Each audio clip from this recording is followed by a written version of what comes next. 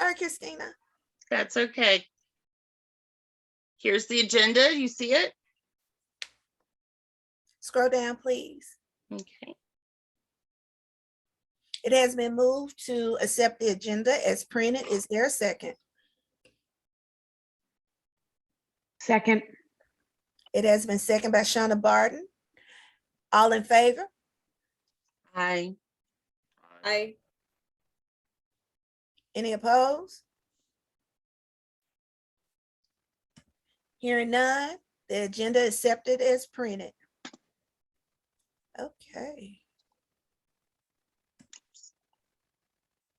Next, we have the minutes from the April 13th meeting. You have that also in your email. It's up on the screen now. You should be able to see it. Okay, could you please scroll through? Yes, ma'am. Gracias.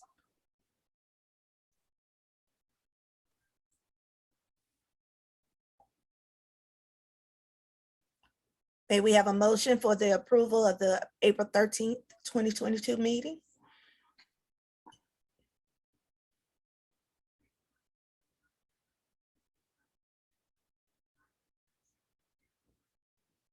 A motion to approve.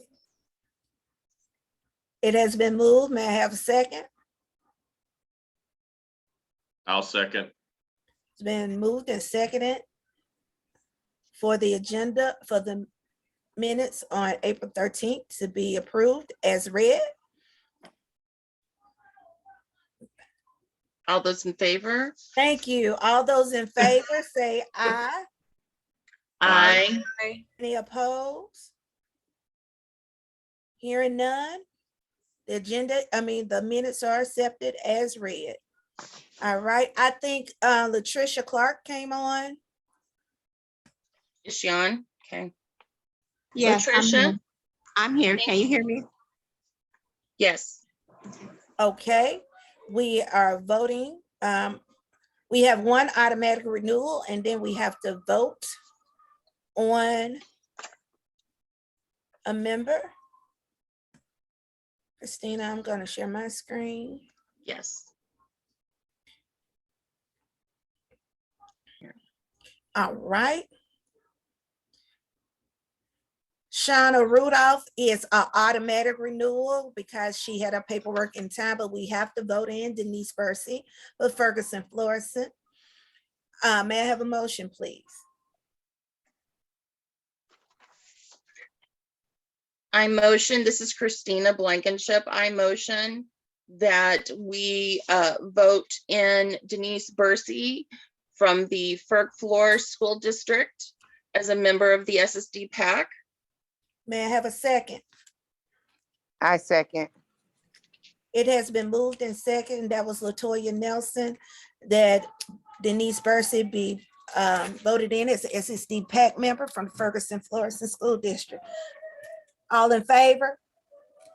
Aye. Aye. Any opposed? Hearing none. Thank you and welcome aboard, Shauna and Denise Bursey. Welcome, welcome. All right.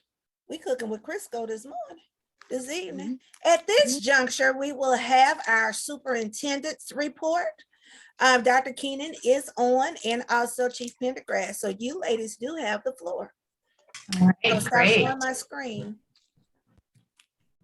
Sounds great. So it is the end of the school year. So as many of you know, your students are probably already enrolling in either summer school programming or ESY. So please make sure that you're working with your districts on that. We have our salutes banquet that is tomorrow evening. We will be celebrating all of our Teacher of the Year, our retirees, for paraprofessionals, our teachers, all of our dedicated staff that we've had with SSD for over the years. And we're going to celebrate some of our awards of our community connections. So it's a really great opportunity for us to be able to do this since we haven't been able to do it for 2 years now. So this will be nice to be able to do something back in person. The other thing is to note is we have our graduations for our high school programs. So we have Northview, we have our North Tech graduation, and then we also have our Southview graduation, which will be happening next week. We also indulge in enjoy our 8th grade graduations too. So those will be happening at Ackerman, Southview, and Litzinger. I forgot New Owner too has their graduation for their high school too. So we are really excited about celebrating our students. We've been having several ceremonies in terms of scholarships for some of our students, and we also had the Fred Sy Awards last week. So it's just a really good time for us to just be able to celebrate our students, our staff, and prepare for our summer. So we are hoping that we can, have our little bit of time with our ESY and summer programming, and then let people enjoy their families and come back ready to learn again back in August, and it'll go faster than you think. So we also know that a lot of people ask me, what do you guys do in the summer? Well, that's our busy time. That's our time when we prepare for staff, we prepare for the beginning of the school year, lots of professional development. So we need to make sure that we have time for our staff to enjoy their families, but also that is truly the time we prepare for the following year. So we are going to continue our efforts to support all of our partner districts and our SSD schools to make sure that we're ready to go for the end of this year and then in the beginning of next year. So Chief Pendergrass, do you have anything else to add? I will just say, yes, it's the best time of year. Also, we will start our presentation. I have several guests with me this evening that will be joining us. We have Chiquina Mac-Riddle, Executive Director of Partner Districts, Dr. Molly Bolton, Teaching and Learning Administrator. We have Dr. Tammy Yates, the Assistant Executive Director of Partner Districts. We will have new information from Latrice Morgan, who is the PETA Administrator. Also joined by Adrienne England, which is our Family and Community Outreach Administrator. And we also have Jen Frisbee, along with Dr. Bolton, that will be presenting the changes with RBTs. So I will start this slideshow.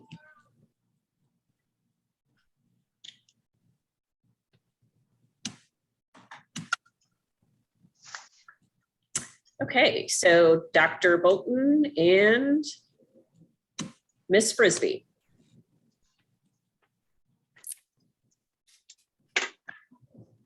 Thank you guys so much for giving us some time today. We are going to go through some changes that are happening in the with DESE that impact our ABA division. And so I am going to turn it over to Jenny to present this piece. Hello, everyone. So thank you for having us tonight. There have been quite a few changes for applied behavior analysis. And I'm on mute. So thank you for inviting us tonight. We are excited as a division because there are quite a few changes at the state level that will be impacting our division. Some of those changes, if you want to go back one slide, would include at the very beginning of last year, DESE included in the state plan Part B personnel standards for behavior analysts. And so that would mean behavior analysts, the master's level practitioners, assistant behavior analysts, our bachelor's level practitioners, and registered behavior technicians are all now acknowledged within those personnel standards. In addition to that, DESE also provided us with some recommendations for how ABA should be written into the IEP. Those recommendations shift how we have originally written minutes, which was as a special education service, to a related service. And that will be something that as IEPs occur throughout the next school year, we'll be looking to change. The other item that they noted there is the need to move towards certified staff providing those services. And that would mean looking at changing some of the positions we have in the district for paraprofessionals who are implementing 2 registered behavior technician positions. In addition, at the state level, at the beginning of the year, we also were informed that Medicaid is now allowing applied behavior analysis that is in the IEP to be billed in the school setting. So that is also something that we've been looking forward to. Some opportunities that we see here are the ability to increase the capacity of our paraprofessionals and associates, definitely increasing the quality of services doing that. As of this year, we have all of our behavior analysts licensed with the state of Missouri. We've also been having the associates work with their IEP teams to make sure that we have goals and progress reporting going on as IEPs have occurred throughout the year. Last year, we started working on a plan to add registered behavior technician positions to the district. And what we're looking at doing going into the next school year is to change those positions 2 per associate as an initial rollout for this. We are also looking at updating the entrance and exit criterion that we've used over the years as a part of a work group within my division. So I wanted to give everyone a little idea of what some of those entrance and exit criterions would look like. And this is something still in progress with our work group. But if you look to the left side of the screen, originally we had looked at 6 skills as we were doing reevaluations with students coming in to the division. And those skills were a student's ability to imitate, matching, how they interacted with others and their social skill, toy play or leisure items, functional communication or how they use language to meet their needs, and then also receptive language, things like following instructions. What we are hoping to shift towards is looking a little bit more at some of those behavioral barriers to instruction. Things like looking at the level of disruption that behaviors we're targeting might have on the classroom environment, looking at independent access to the learning environment with the hope of increasing a student's ability to engage in that setting.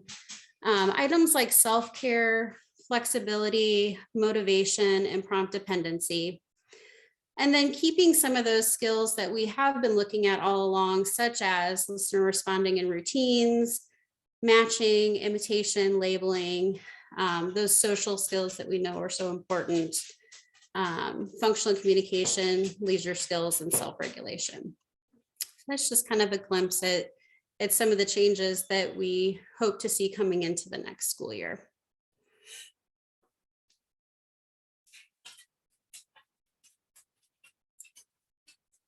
Are there any questions that anyone has about some of the items that we covered tonight?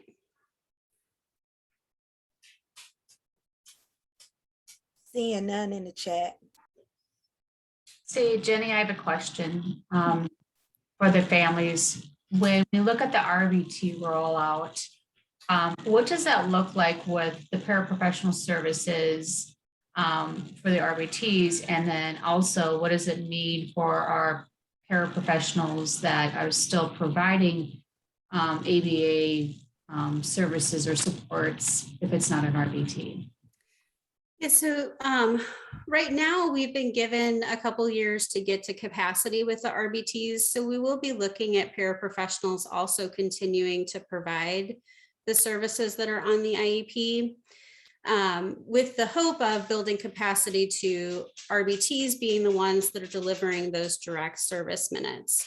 And the RBT position comes with it some supervision requirements for the behavior analysts that are across the district, credentialing requirements that they have to upkeep on a yearly basis. As time moves forward, paraprofessionals may still support some of those supplementary aids and services or supports across the educational environment. But we would want to see the RBTs taking over those direct minutes. We do anticipate, it will take us, right at 2 years. We're hoping, we will be building that capacity as quickly as we can, knowing this is really good for kids. But at the same time, with the certification requirements as well as supervision and that sort of things, we want to make sure we build the systems to be able to support that.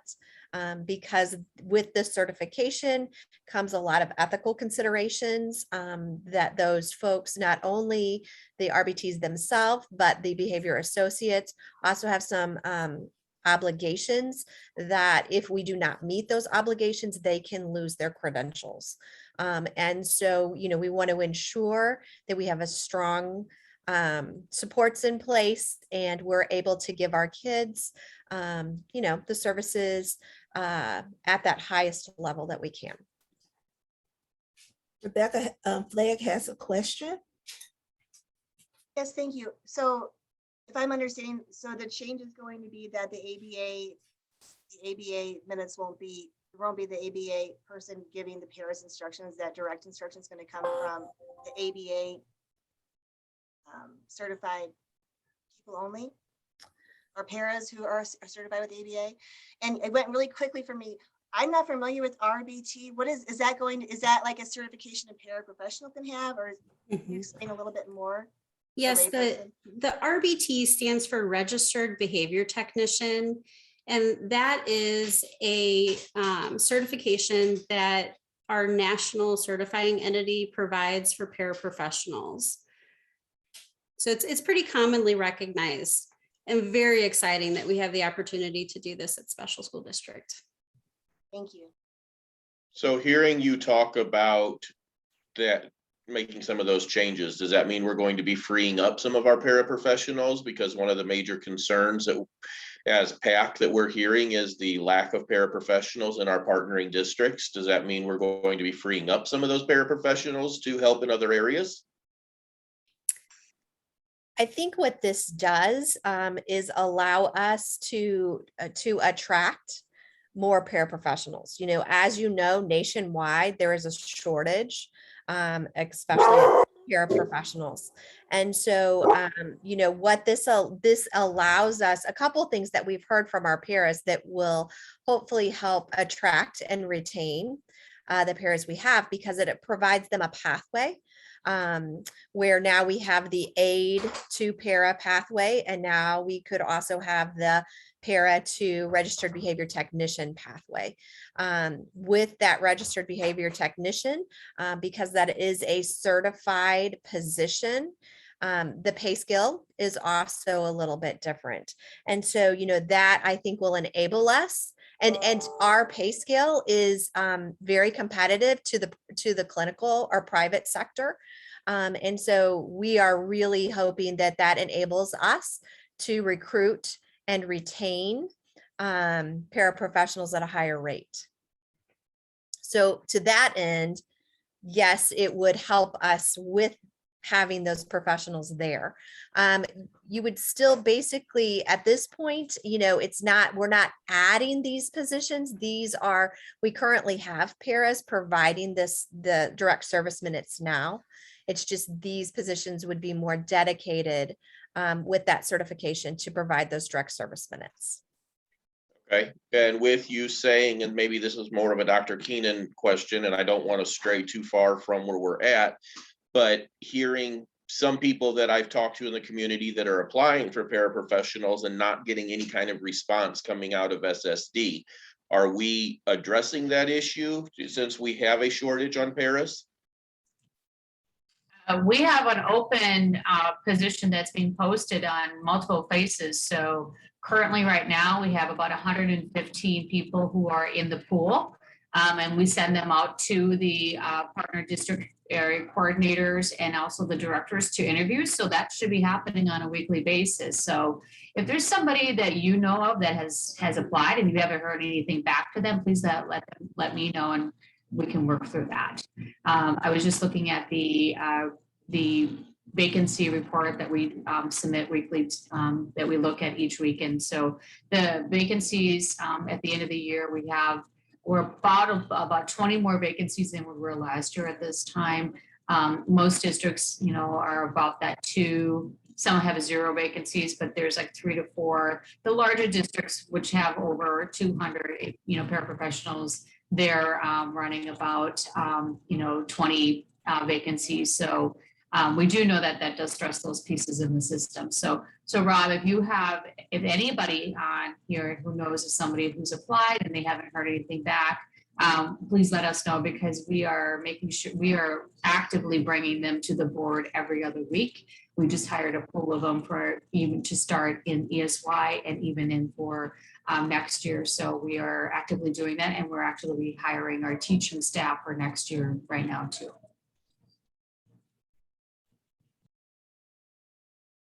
Hearing and seeing. Question. Dr. Oh, you got another one? I'm No, sorry. Dr. Carter, Mary Fitzgerald has her hand raised. Ms. So going Fitzgerald? back to talking about learner barriers, when do ABAs work on task analysis and the steps of a task? So task analysis might be one methodology that we would employ as behavior analysts to teach a variety of different skills that could range from self-help to communication, self-care skills, things like that. What about specifically for a student just starting an assignment in class and following through and turning it in? Do you work on something that basic, let's say in a high school setting? Those could be things that we're consulting with teachers about.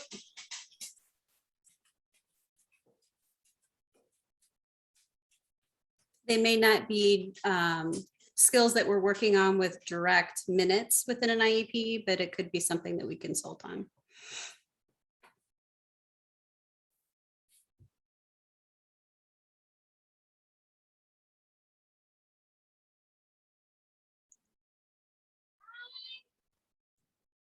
Okay, well, thank you for that. Oh, we have another question from Rebecca Flagg. Rebecca, and this will be our last question. Thank you.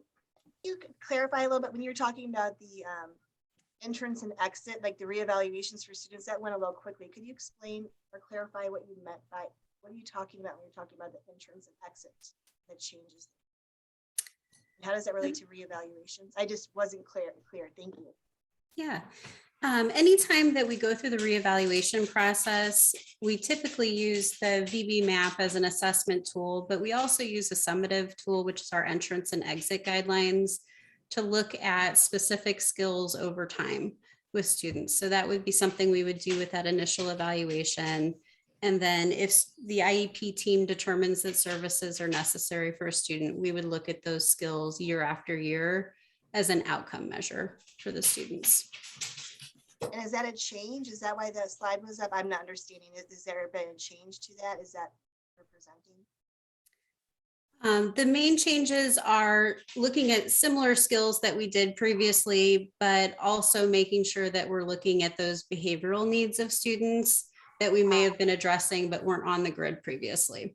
Got it. Thank you.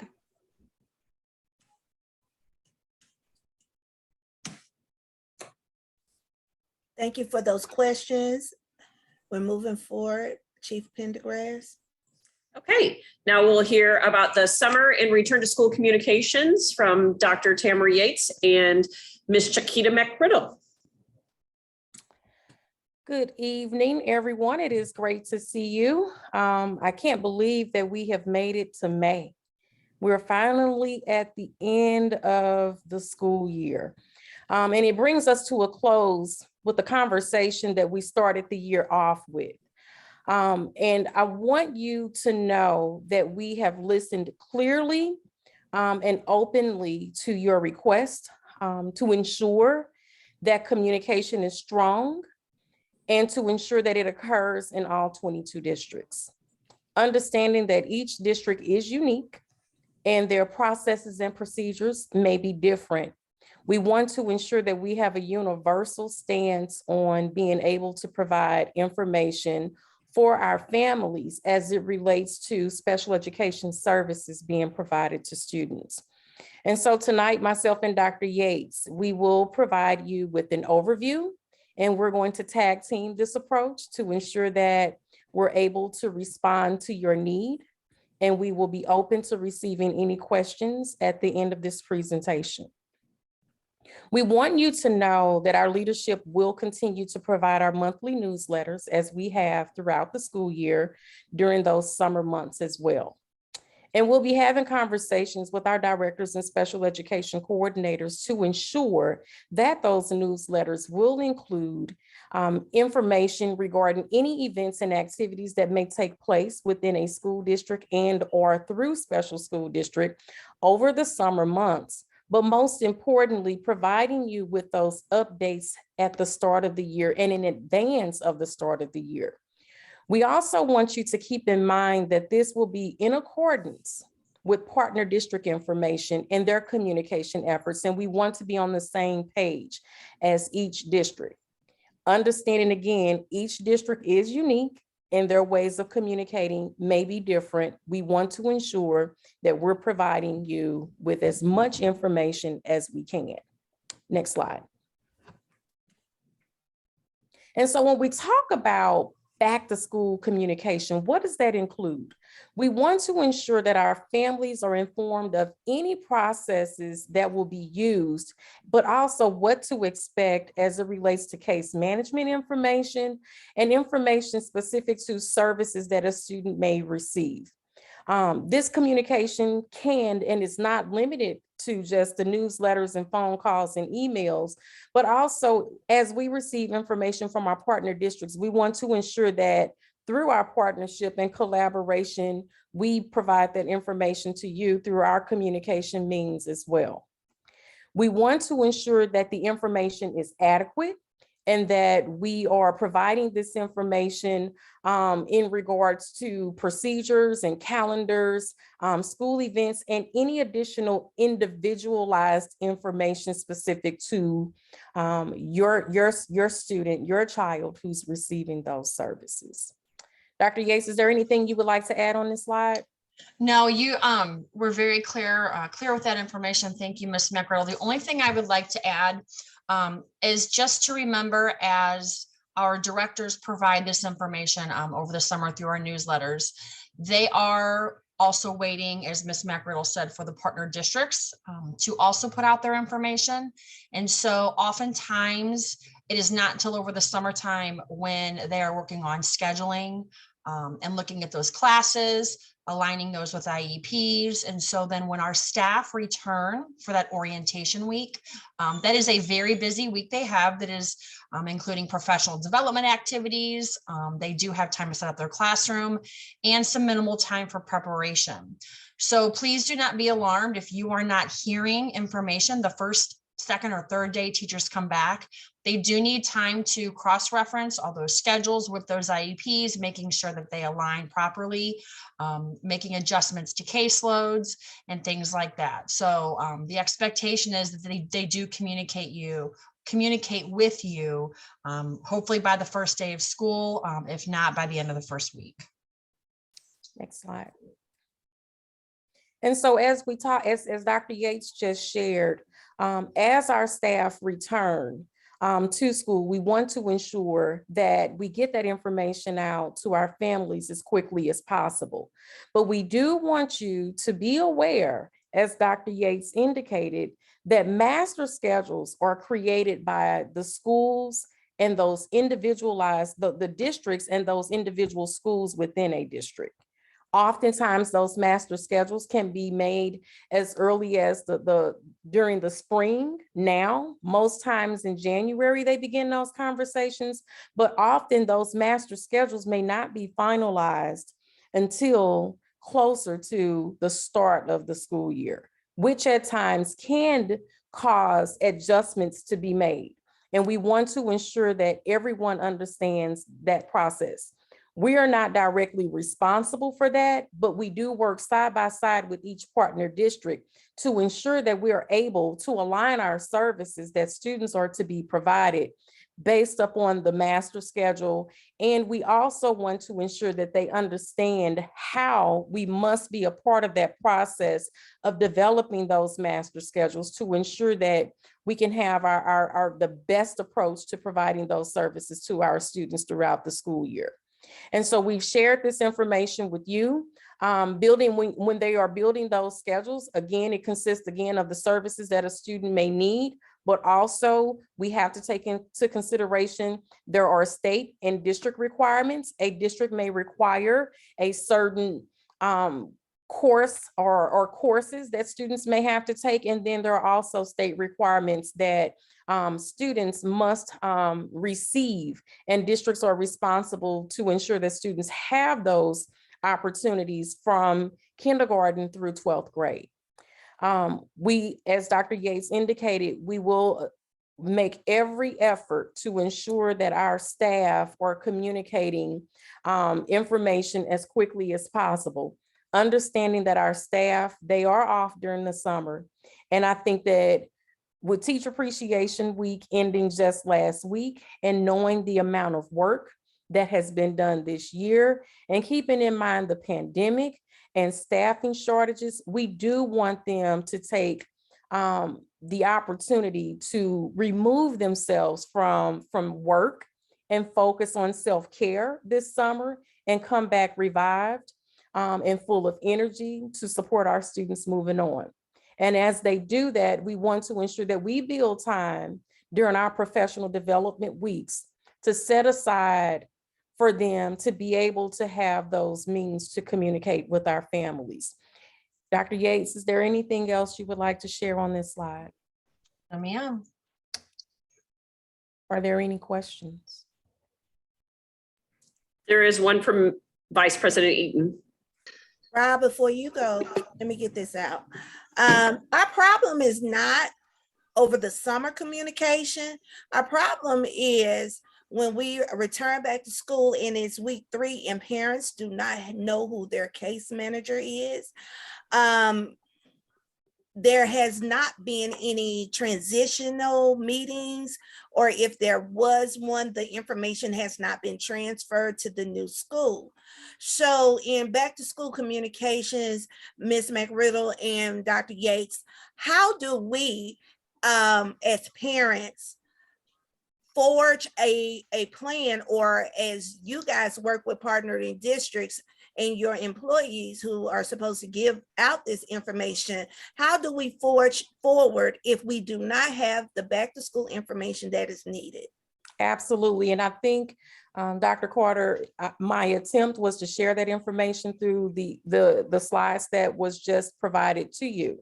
That is a part of the process. And so that transition piece for any student transitioning from one school level to another, it is my hopes that that will take place at the end of the school year versus the start of the year.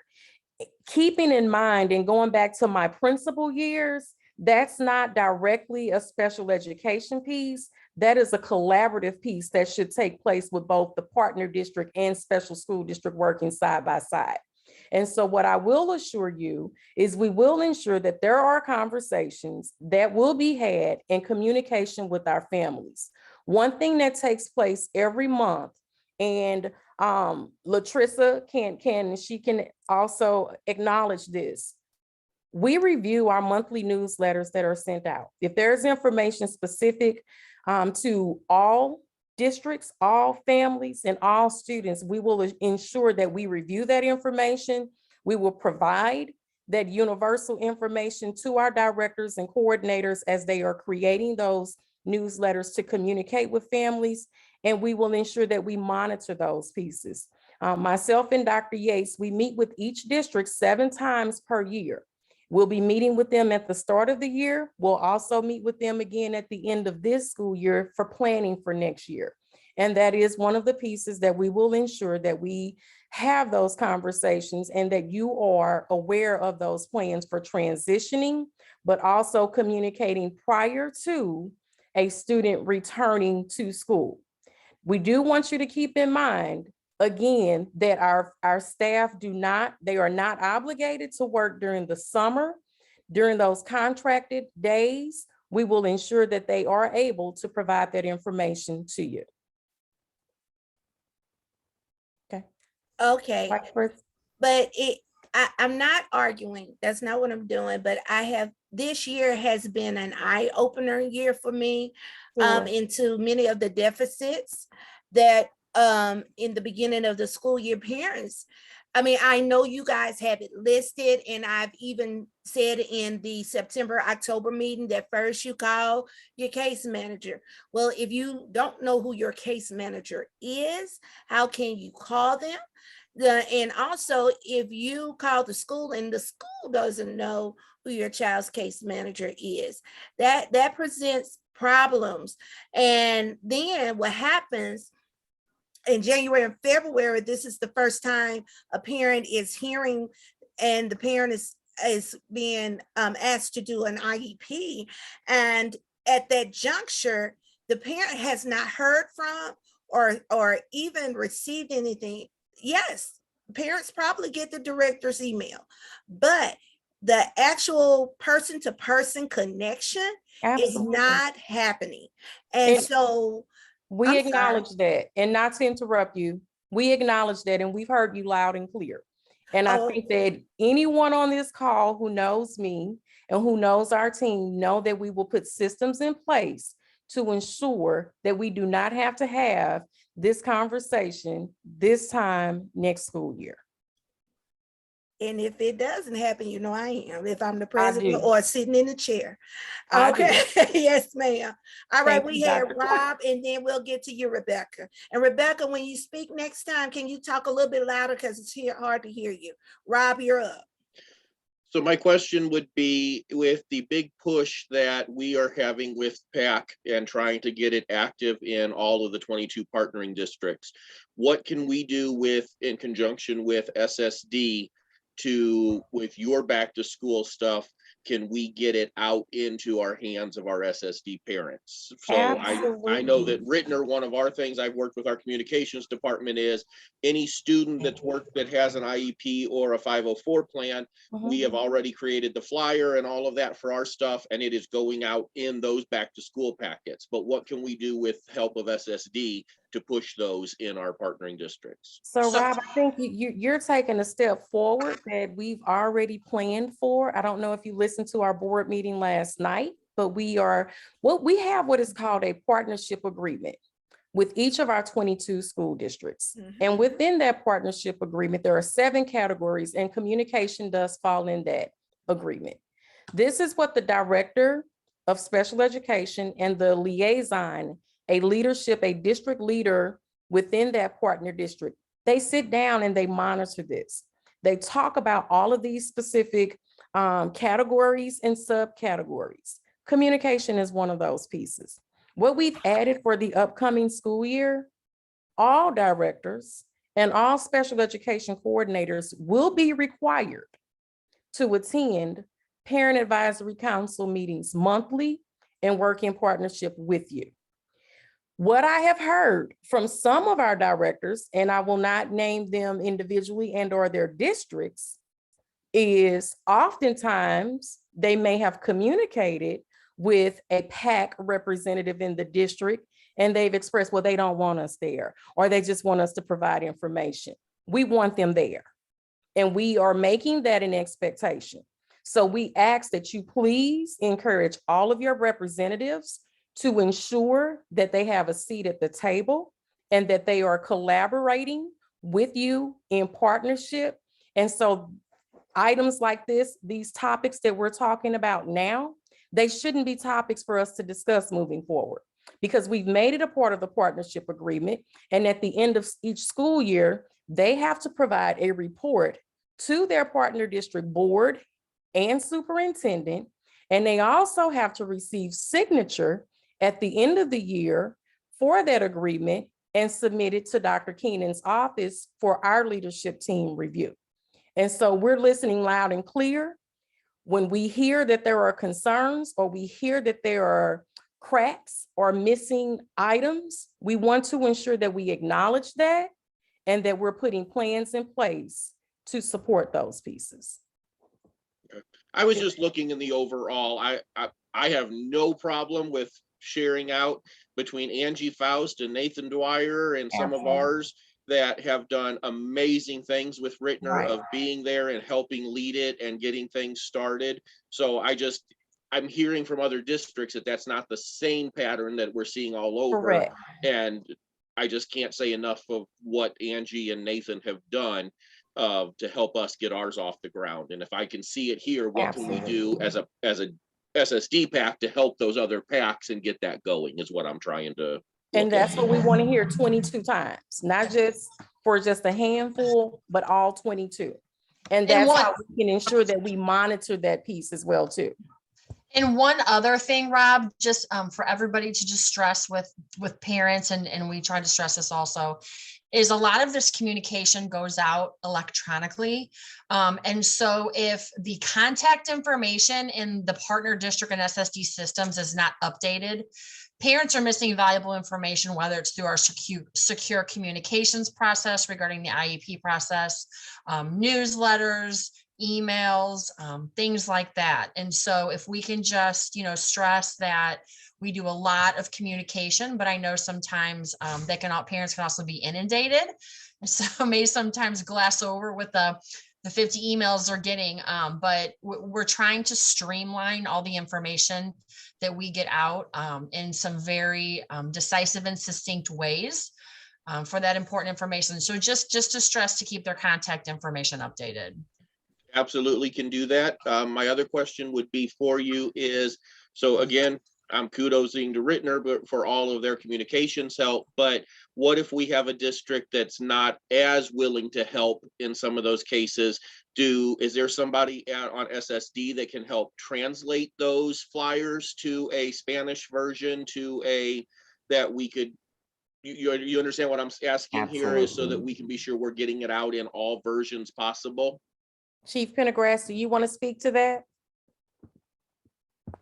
We are actually in the process of looking at hiring a translation coordinator that would help organize and be of assistance. Not only the main focus, of course, would be students and the IEPs and making sure that the individual education process is happening, but then also to look at all the forms and documents that's shared through special school district and our partner districts relating to anything and all things special education services. So I would envision that if a flyer was needed to be translated in different languages, that's most definitely something that not only would work with like Julie Hahn and Rittner, who would be your contact there, but then also if we needed to get it translated, we would also have that opportunity.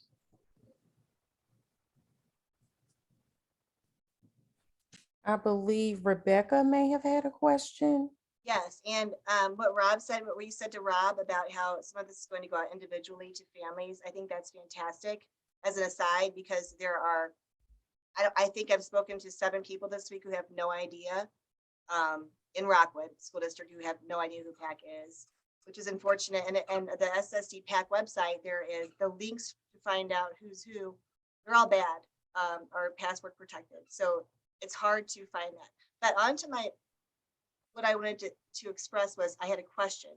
So I think we can all agree that communication across the board is one of the largest problems for these dual districts. But I mean, there is a responsibility of the partner district to be communicating. And SSD is not going to be able to do this by themselves. And, if they're telling me my daughter is not a SSD student, she is a Rockwood School District, there needs to be updates to the system. There is systemic segregation that, the undertones are still affecting SSD staff, the students.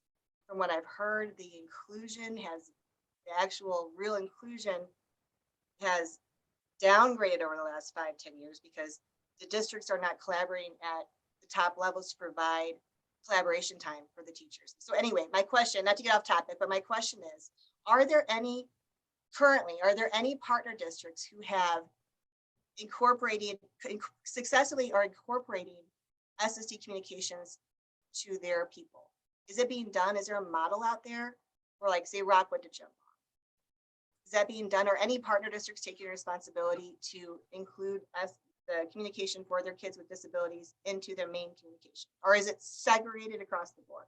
I'm not talking about, there's a special Olympics. I'm talking about basics. Is that being done anywhere? Yes. Yes. Go ahead, Christina. Christina, want to answer? Yes. So in the school district of Clayton, we have had a longstanding relationship with our PAC. Our PAC has been going strong for the last 10 years. And we have done different formats over the years because our district has a district-wide e-news that goes out every 2 weeks. And for a period of time, we were including information regarding our PAC, SSD PAC, as well as any communication information that would be coming from our director and our area coordinator.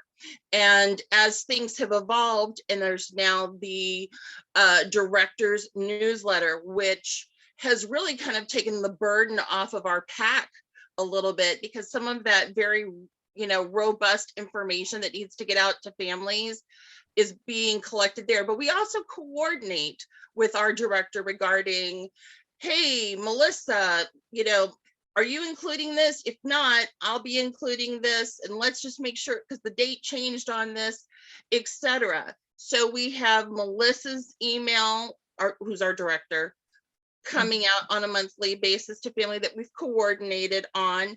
And then we have communication from our PAC, which is the Clayton PAC Ed.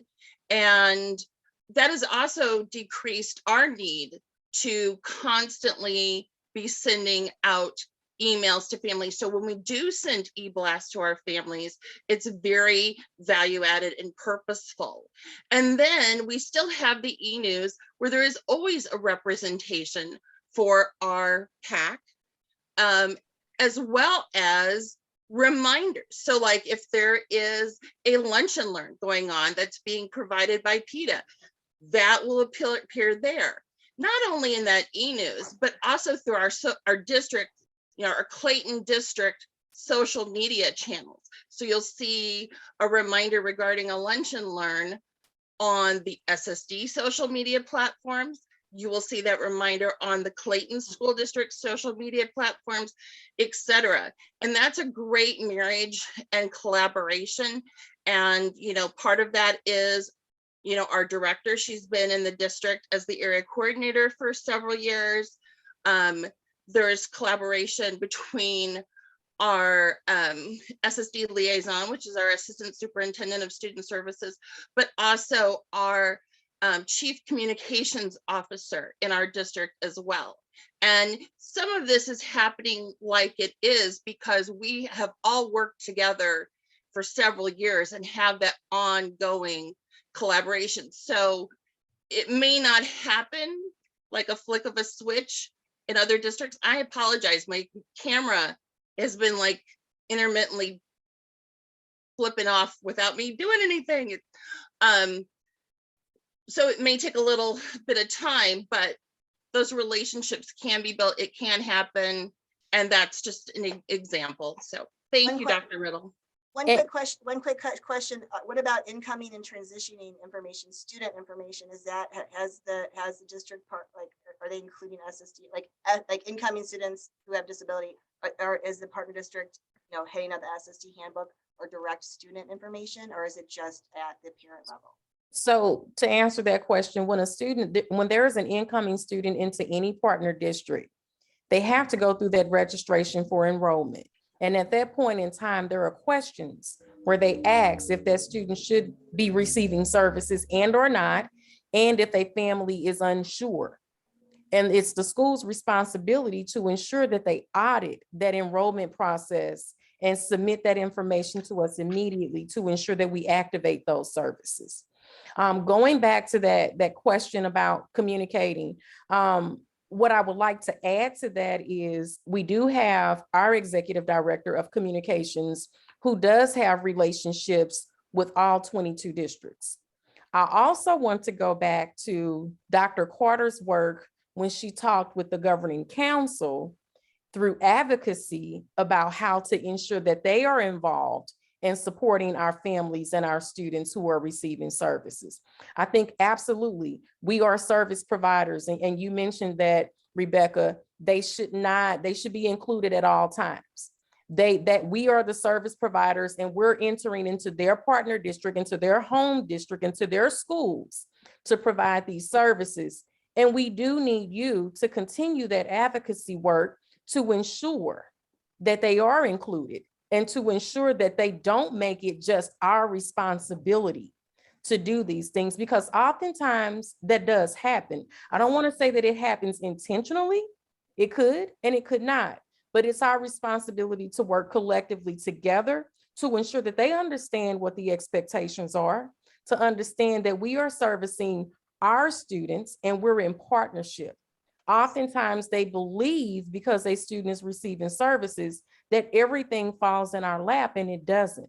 And that's why we often have to remind them of that. This summer, Dr. Bowden and her team will be leading the Principal Leadership Institute. And those are some of the conversations we want to ensure that we have with principals, thinking about the fact that we've had many administrators to transition in and out of these positions. Some are new. Some don't understand SPED process. Some don't understand their roles and responsibilities. And so we want to initiate that conversation, help them with understanding what those expectations are, help them to understand you are responsible for all of those pieces, including us providing those services and not making us the primary responsible party for everything. So again, I go back to thanking you for your advocacy work and hoping that you will continue to be our support system as we send this message clearly to our partner districts to support all students throughout the county. Are there any closing questions? Thank you very much. I have one quick question. And you were talking about the partnership agreement and the directors who attend that. Who is the Rockwood director? Who's the director from Rockwood? Absolutely. The director for Rockwood is Corman Harris. Oh, okay. Thank you. All right. Thank you. Thank you, Ms. McRiddle, soon to be Dr. McRiddle, and Dr. Tammy Yates. All right. Rebecca. I'd like to introduce family and community. This is a great presentation. I'm interested to see your feedback with Latrice Morgan and Miss Adrienne England. All right, so we are merging our family engagement, community outreach, and our parent education and diversity awareness divisions into one united division. And this merger is going to take place starting July 1 officially, but however, Latrice and her team and Adrienne and her team, and we've all been working together, you know, really to lay the groundwork for this, this great thing that's going to happen. So some of the reasons why we are looking at merging these two divisions. First of all is, you know, we want to keep a focus on that connection to student impact. We know through research, through family engagement that we know that has a huge impact on student achievement. And so we want to, you know, capitalize upon that. We also want to align resources. We have two very, very strong divisions here who have so many resources to support our families and our students and our staff in engaging families. And so we really just want to bring those resources together and build that collaboration, and also to decrease the ambiguity in the purposes of these two divisions. So really make it clear that, you know, we are one division supporting the district, supporting our families, supporting our students. Next slide, please. All right. So I am Adrienne England and formerly out of family and community outreach. But I am happy to say that with our collaboration, we are going to focus our work on family engagement as a shared responsibility. in which schools, community organizations, our partner districts, all of our staff, that we're committed to reaching out to families in a meaningful way so that we are committed to the children's learning and development on all levels. We also recognize the importance of doing this work at the very beginning of our service provision. So family engagement is continuous. It's across the life cycle of a young person into their young adulthood. So we often say from cradle to career. We also know that this learning happens outside of school. So we want to continue to support our families as well as our SSD schools and partner districts to collaborate with community agencies, faith-based agencies, to really support learning as something that occurs in all settings. Next slide, please.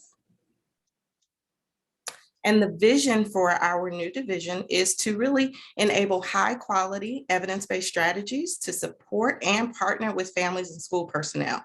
And so the ways that we plan to do that is to really support them through seeing various initiatives for academic and life success for our students. We plan to provide the research as well as professional learning and learning opportunities for staff, families, and stakeholders, the continued development, the continued work from PETA to develop PACs in all of our partner districts will continue.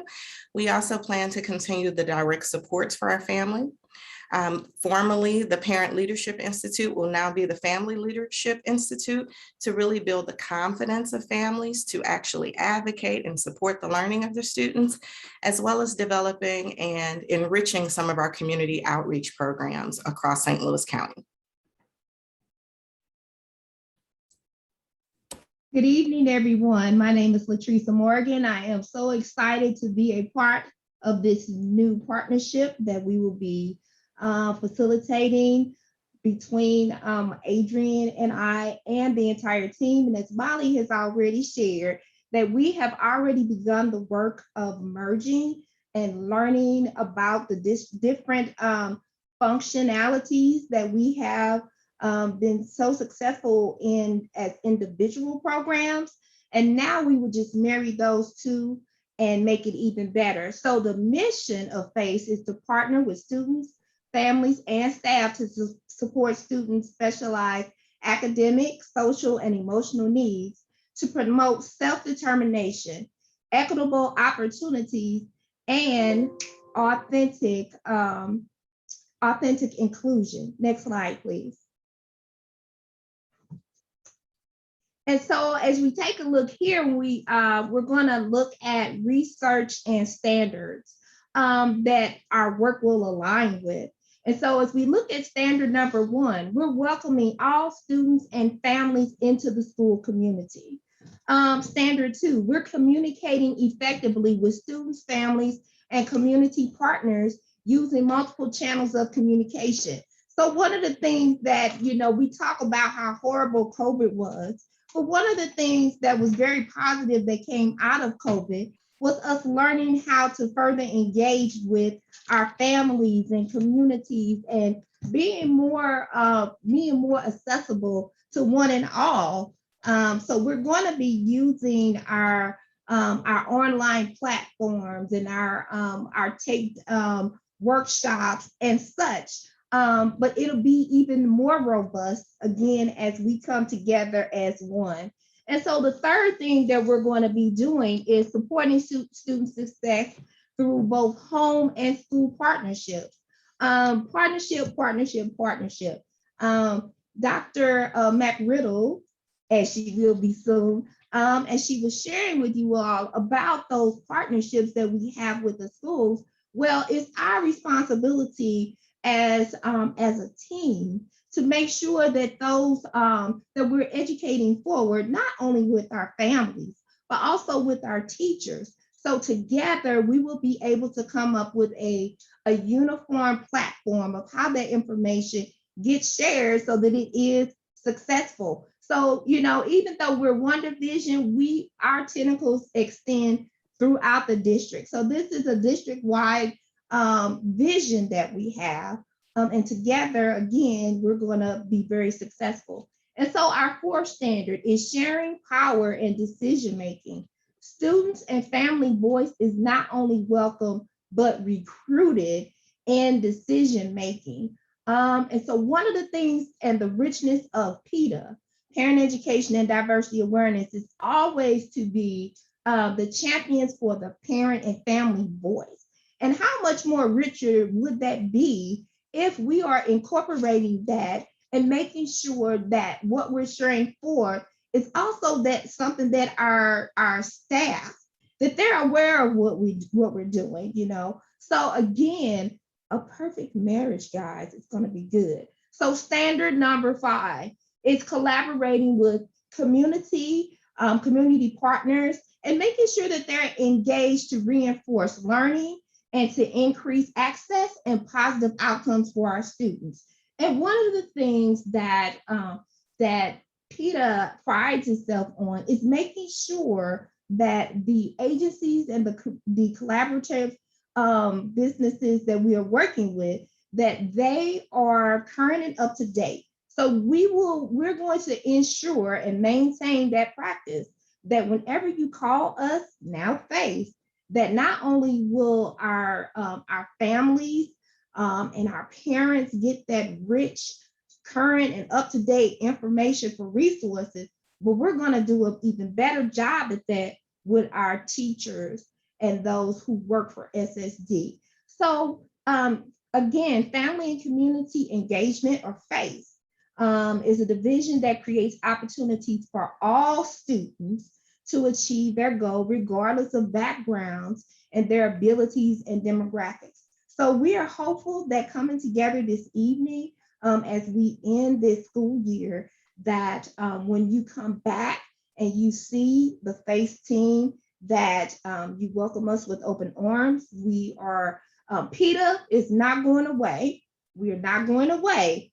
We are revamping and evolving to an even bigger and stronger team in partnership with family engagement. So Adrian, do you have anything else that you would like to add? Just that I'm excited about the work that we are going to continue in the district. And so hopefully all of the SSD PAC members will be able to support us and help us along the way by sharing the same message with the members of their individual PACs, right? And letting them know that we're available to support them through development, community access, resources, and all those wonderful things that currently exist. We're just growing it. Thank you. Would you like for us to launch a poll to get the feedback on the logo, or how would you like the information? Yes, that would be great if you'll just hold one moment. So in thinking about standard number 4, where we talked about that shared decision making, you know, with the exciting merger and the creation of FACE, you as major stakeholders in that, we would love to get your feedback regarding our logo. So you will see on this slide, we do have 2 options that we are presenting to a variety of stakeholders and getting feedback on which logo that they feel like, in light of the information that we've shared with you, best represents what this new division is going to be. So absolutely, Dr. Carter, thank you for that. If we could open up a poll, or if we could collect those votes, if you will, through chat or whatever is best method, just we would love to get that feedback. It's going to have to be through chat because Okay. I'm not able to launch the poll. It's sending me back somewhere I did not want to go. So the chat is open. You should see it on your screen that the chat is now open. So if we can put the logo back up there, please, PAC members, vote 1 or 2 in the chat. 1 or 2. Can we have that screen back up?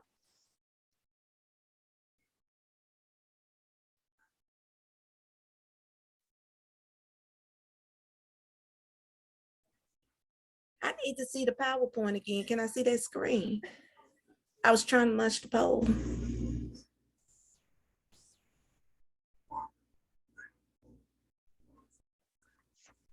Okay. Oh, yeah.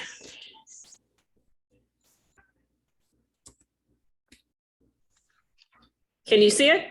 Yes, ma'am. You got a couple of more votes too when we came back up. Looks like most of them are number one.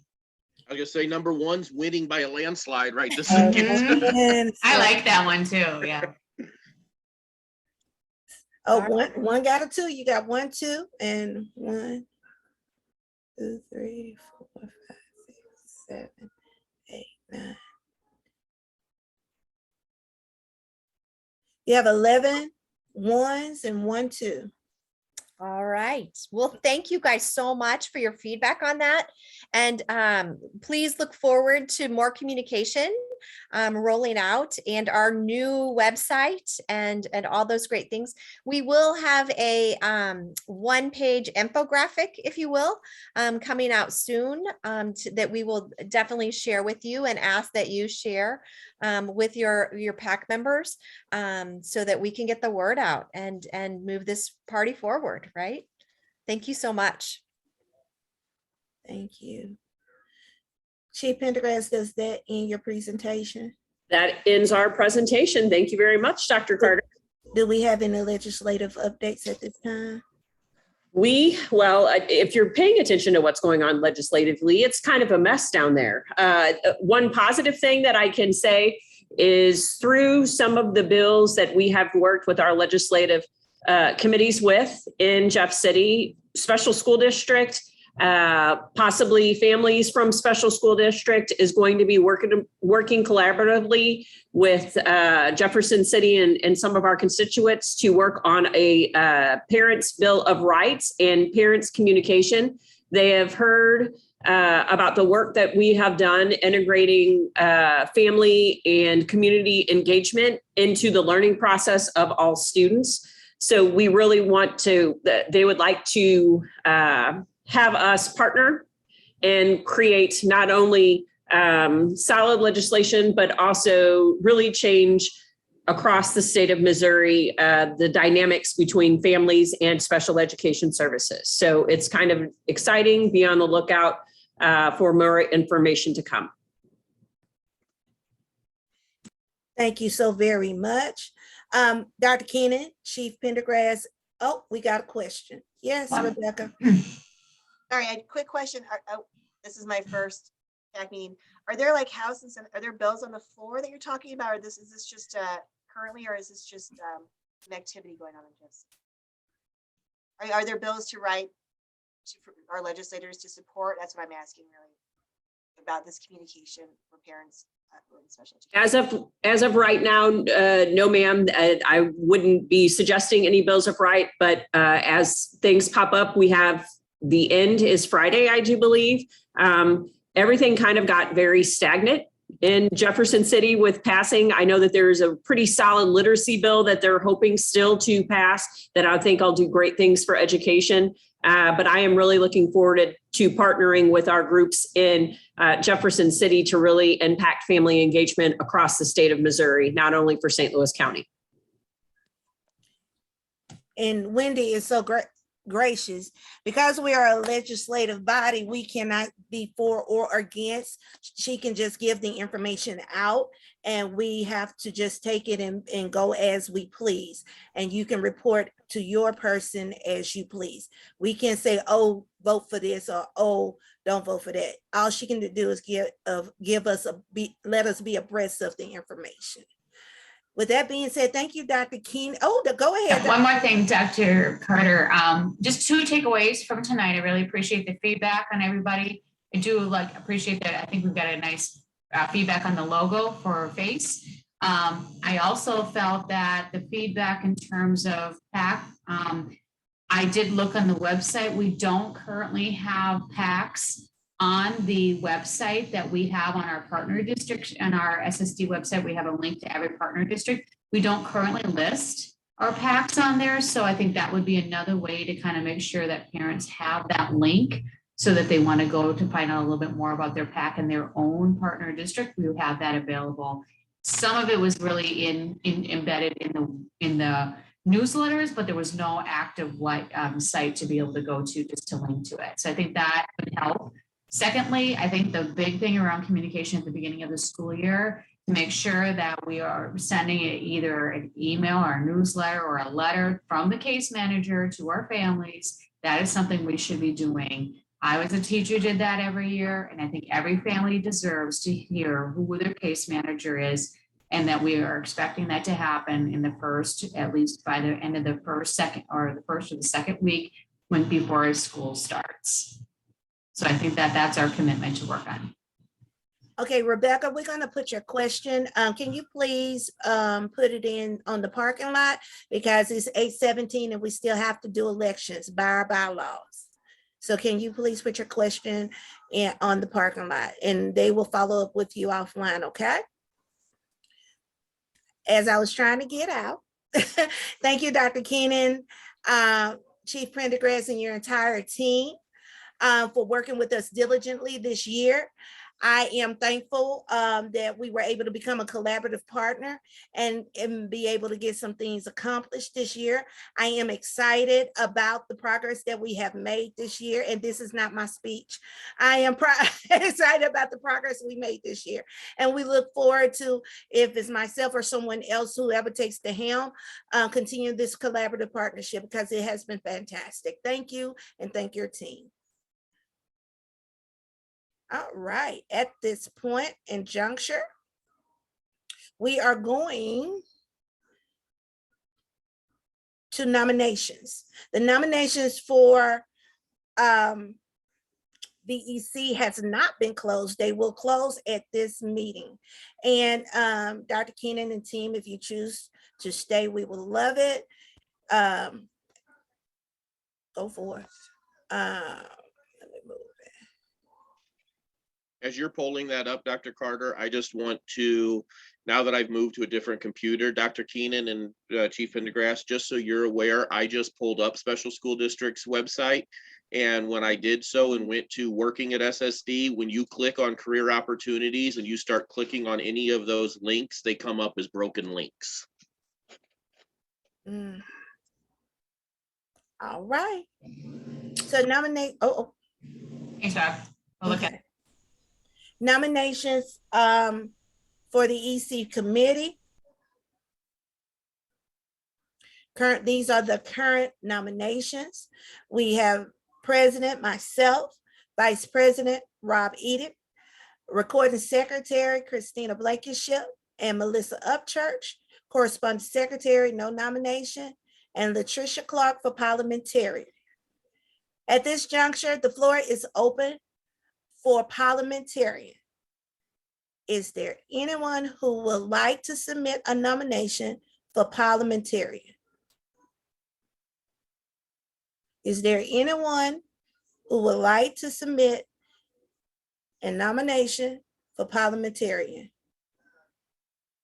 Hearing none, parliamentarian is closed. The nominations for parliamentarian is closed. For correspondence secretary, is there anyone who would like to make a nomination for correspondence secretary? Is there anyone, please, and make sure you raise the hand feature because I can't see any other way. Is there anyone who would like to make a nomination for correspondence secretary? Is there anyone? Monique Hines-Smith, unmute and make your nomination.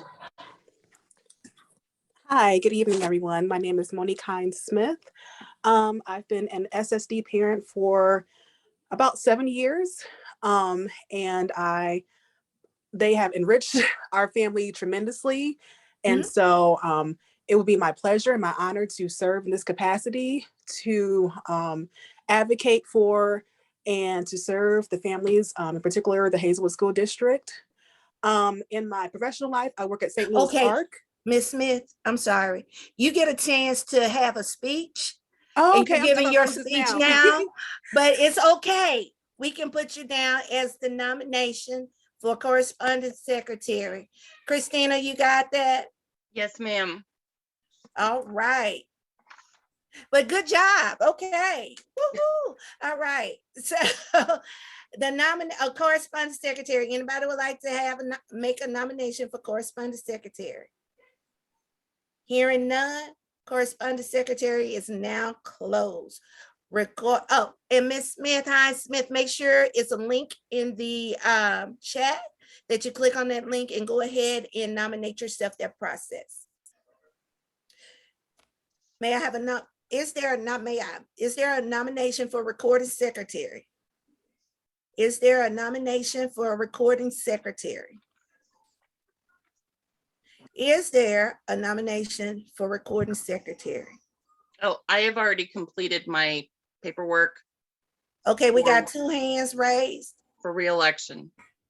Yes, ma'am. That's why your name on the screen. Latoya Nelson. Latoya Nelson. Okay. Miss Hines Smith, you have another nomination? Hearing none. The recording secretary is now closed. For vice president, is there a nomination for for vice president? Is there a nomination for vice president? Is there a nomination for vice president? Hearing none, the office of vice president is now closed. Is there a nomination for president? Is there a nomination for president? Is there a nomination for president? Hearing none, nominations for president is now closed. Because we now have a nomination for correspondence secretary, I need a motion for the final slate. The final slate consists of President, Dr. Kamisha Carter, Vice President, Rob Eden, Recording Secretary, Christina Blankenship, Melissa Upchurch, Correspondence Secretary, Monique Hines Smith, and Parliamentarian, Latricia Clark. May I have that motion, please? Dr. Carter, I make a motion that we accept the nominations as just read. Second. I second. Thank you, Bridget. It has been moved and seconded to accept the final slate as read. Okay, we closed the nominations. We got the motion. All right, so we're at the time that we have campaign speeches. Of course, many of us don't know each other or know the work that we've done. And just to vote blindly, we want to give everybody an opportunity to have their say. Each candidate gets 1 minute and 30 seconds to speak. Your timer will start at your first word and you will be muted at 1 minute and 30. Bridget, since Rob, Christina, and I are candidates, can you please monitor the time? All right. First up, we have Latricia Clark. Can you please raise your hand so I can find you? We're gonna get the timer ready here. Okay, I got one on the screen as well. Yeah, I'm trying to just get it to go. I'm having a hard time. I'm not able to activate it. Okay, I'll click it. But you're my person to know that I clicked it. Let me see. I am trying to spotlight you. I'm not. I got to stop sharing. Yeah, I'm not sure why I can't. Sorry. Patricia's not allowing me to spotlight you either. Can you come off the mute? Come on screen, please, ma'am. Maybe that's it.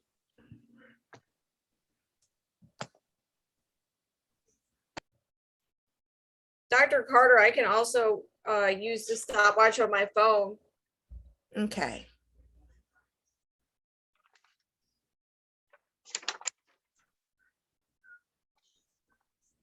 All right.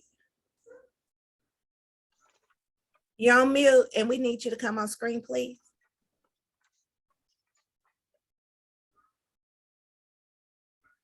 For some reason, it's not allowing me to switch on my screen. Okay. All right.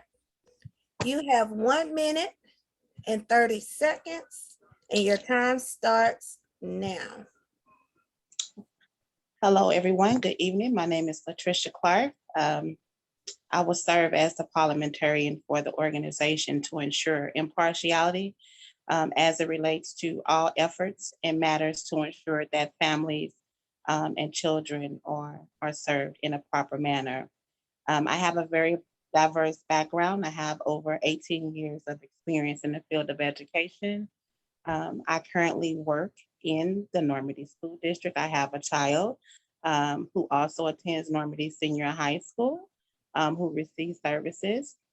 In some of my other capacities, I also work as a certified state mediator for the state of Missouri.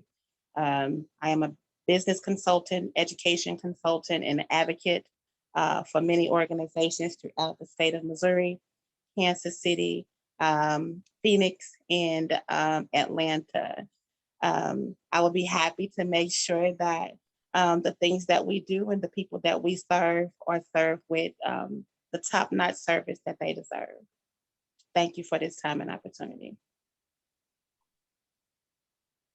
That's Latricia Clark for parliamentarian. Next, we have Monique Hines-Smith for corresponding secretary. That worked for her. Hi, I apologize for earlier. I'm actually running a fever, so I think I just can't hear well. But I wanted to be on the call today and not miss this. So again, my name is Monique Hines-Smith. I have a child who's been receiving SSD services for over 7 years, and our life has completely been changed by the work that the teachers and all the staff have done with my child. So it'll be my pleasure to serve in this capacity as a corresponding secretary. In my professional life, I work at St. Louis ARC. I work with adults with developmental and intellectual disabilities who live independently. So my life is dedicated to serving people, serving uniquely able individuals. So I would just enjoy serving. Even though I'm new, I've already learned so much. I'm looking forward to getting Hazelwood's PAC up and running. And so I would thank you for this honor to serve. Thank you. Thank you. Now I know how to pin. I don't know how to remove the pin. Okay. Next, we're going in alphabetical order. We will have Christina Blankenship for recording secretary. Christina. Bridget, hold on. Bridget, you ready? Yep, I'm ready. No one's Okay. been over yet. You haven't heard the beep. All right. Wonderful. Thank you, Dr. Carter. First, I'd like to thank the members of the PAC for the honor of serving as your recording secretary this past school year. Thank you for putting your trust in me. Serving on the executive committee, you address and deal with a lot of confidentiality. Discretion is key as we advocate, advise, and inform on behalf of our students and our families. I'm seeking a second term as recording secretary, in part to ensure continuity of the work this EC has started on behalf of students and families, as well as improvements as the recording secretary, who is also the custodian of records, to increase access, inclusion, and transparency for all families and community members. I'd like to just highlight some of the accomplishments we've had this year. You know, one of the roles of the recording secretary is to take the minutes. We now have a more transparent Sunshine Law request process, and an official form is coming in August. We now have the Zoom meetings that are recorded and put on the SSD PAC website, and coming in August, I've been working with the technology department so that we will live stream on YouTube, just like the Board of Education and the Governing Council. And we are working on migrating. Thank you. My time is up. All right. At this time, Melissa, can you say something so I can find you? Hello. There you are. Let me Hello. pin you. Hold on. What I do wrong? Alyssa, hold on. Don't say nothing yet. Don't start the timer. I can't pin you. What is going on, Jesus? Oh, there you are. Okay. I got her pinned, Dr. Carter. Gracias, mi amiga. Go ahead. Hi, everyone. I'm Melissa Upchurch, and we moved here in 2016. My husband and I have 4 children through adoption. They're now fabulous young adults, age 19 through 26, and our older 2 were born in Russia, and the younger 2 were born in Haiti. My youngest son has cerebral palsy, and he's an SSD student at Parkway North. He's 19.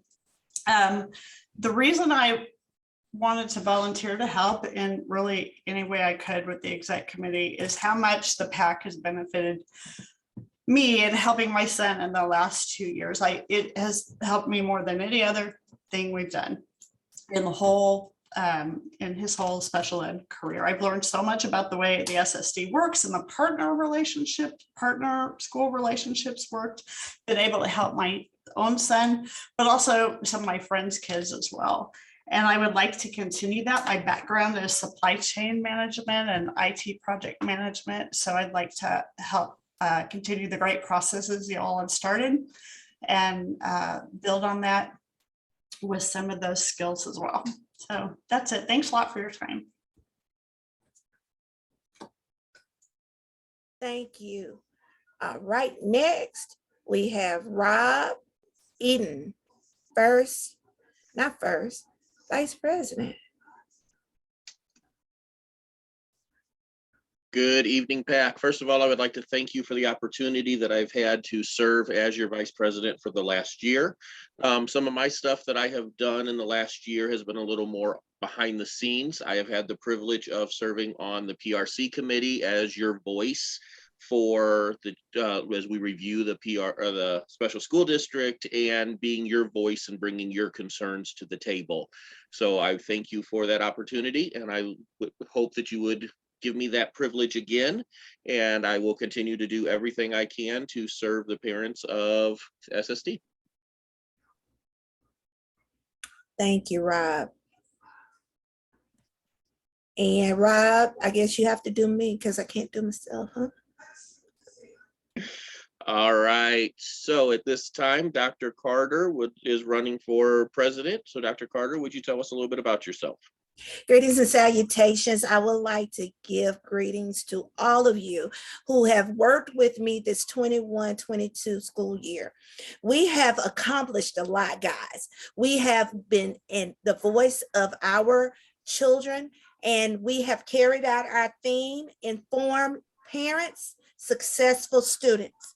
Some of our success story has been published, but I also want to mention that we have had quorum every month. We have had quorum every month. So we were able to conduct business. We were also able to have EC members be a part of now the Family Leadership Institute. We have 3 diligent PRC members, 2 who is myself and Rob, working on the public review. We presented at 3 governing council meetings. We also had members attend the Autism Advisory Council. We collected, compiled, and constructed a special report when there was trouble in the waters for our parents when they were having difficulties, so that we can show documentation of what is being said, and so the SSD will have some kind of data to work from. We also revised mandatory bylaws, as well as incorporated new member governance in our bylaws so that we can be able to, thank you. Now, at this time, I'm gonna give it over to Bridget.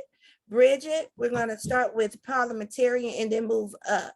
You have Dr. Carter, I would request, as we do our votes tonight, that as we're voting for that group, that we would move those individuals to the waiting room while there's a vote going on, and then bring those individuals back into the room.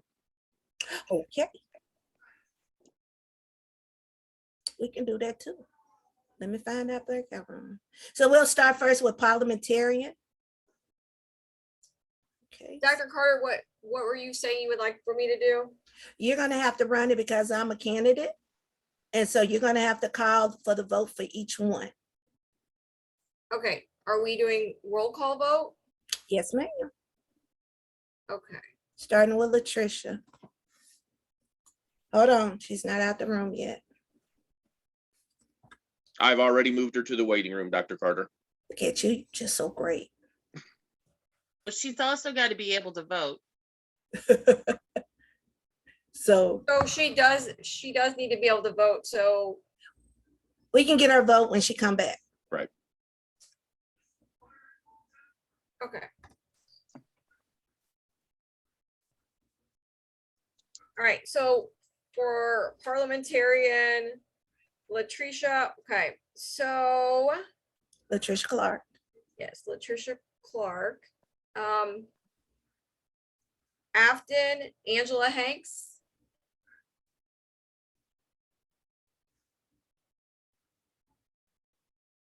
Clayton, Christina Blankenship. Yay. Ferguson Florissant. Latoya Nelson. Yes. Ferguson Florissant. Just one for Ferguson Florissant. Oh, sorry. Okay, Hazelwood, Monique Hines Smith. Yay. Jennings, Natasha Anderson Wright.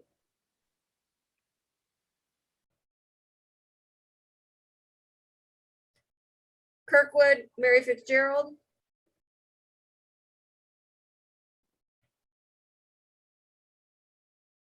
Is Mary on anymore?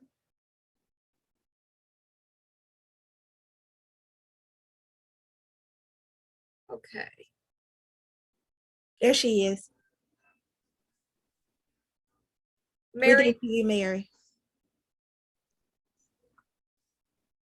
I just want to clarify. So we're voting for parliamentarian? Yes, ma'am. And are there 2 people running for parliamentarian? No, ma'am. Okay, so I am a yes for Latricia Clark then. Okay, thank you, Mary. All right. Lindbergh, Jenna Lee Blackwood. Litzinger. Yes, sorry, yes. Litzinger, Bridget Wildschutz, yes. Maplewood, Richmond Heights, Kim Gifford. Yes. Normandy, Latricia Clark. We'll get her vote when she comes out. Parkway, Melissa Upchurch. Is Shauna gonna vote? Oh, Shauna. I'm sorry, Shauna Martin. As loud as you want, girls. Okay, then I can vote. If it's okay, then I vote yes. This is Melissa. Thanks, Melissa. Okay, Pattonville, Dr. Kamisha Carter. Yes. Rittner, Rob Eden. Yes. Southview, Denise Francis.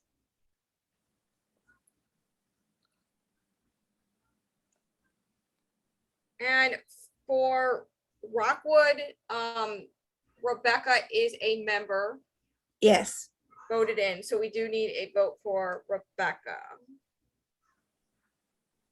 Yes. Okay. And Shayna Rudolph, Valley Park.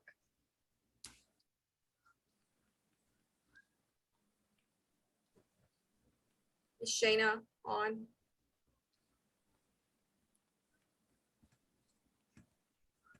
I don't see her.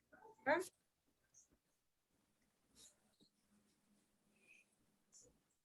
All right, let's bring her back. Was that all, Bridget?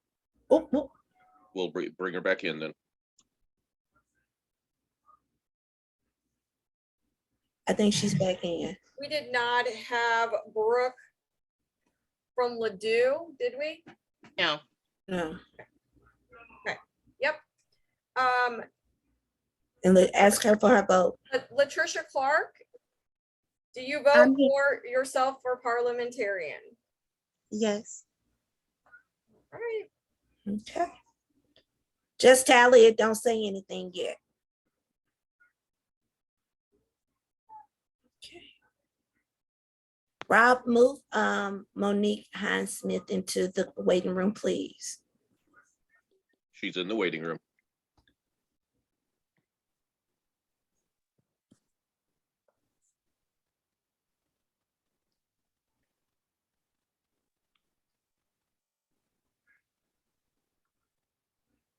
She's in the waiting room, Bridget. Okay. So for corresponding secretary, we have Monique Hines Smith. Afton Angela Hanks is not present. Clayton Christina Blankenship. Yay. Ferguson Florissant, Latoya Nelson. Yes.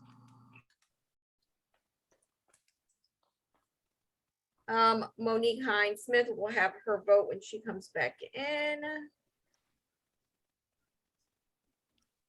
Mary Fitzgerald Kirkwood.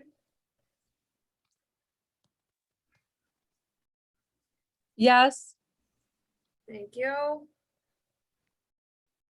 Jenny Blackwood Lindbergh. Yes. Bridget Wildschutz Litzinger, yes. Kim Gifford, Maplewood, Richmond Heights. Yes. Latricia Clark Normandy. Yes. Melissa Upchurch Parkway. Yes. Dr. Kamisha Carter Pattonville. Yes. Robert Eden Rittner. Yes. What'd you say? Rockwood Rebecca Fligg. Yes.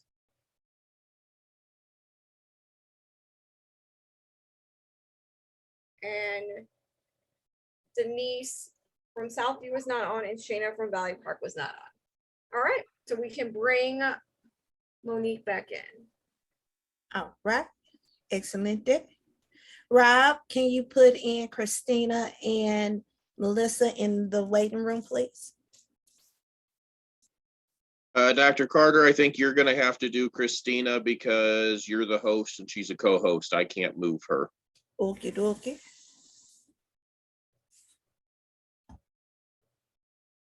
You assigned everybody to room 1?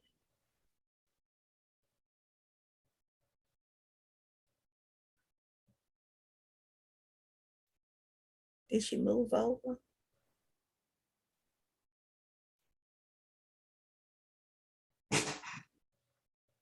Do you see Christina in the waiting room?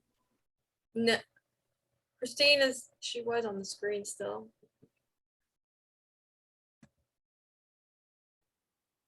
Is she still on the screen? No, I don't see her. All right. Okay, so for the position of recording secretary, we have Christina Blankenship and Melissa Upchurch. So we will go with, starting with. She mean to put me back in? Okay, 1 second.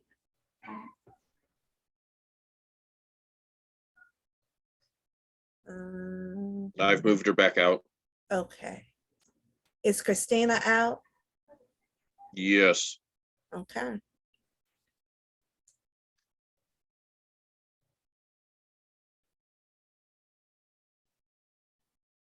All right, well, good. Yep. All right, we will start with roll call. Again, we have Melissa Upchurch and Christina Blankenship running for recording secretary. We will start with Christina Blankenship. Afton is not present. Christina Blankenship Clayton.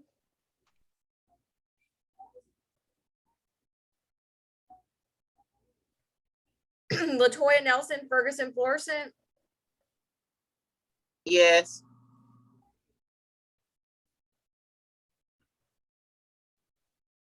Monique Hines Smith, Hazelwood, No.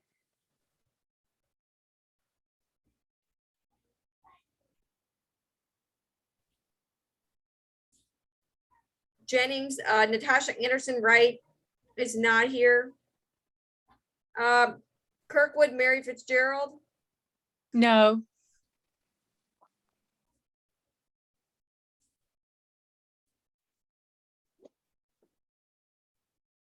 Lindbergh, Jenna Lee Blackwood, Yes. Litzinger, Bridget Wildschutz, yes. Maplewood, Richmond Heights, Kim Gifford, No.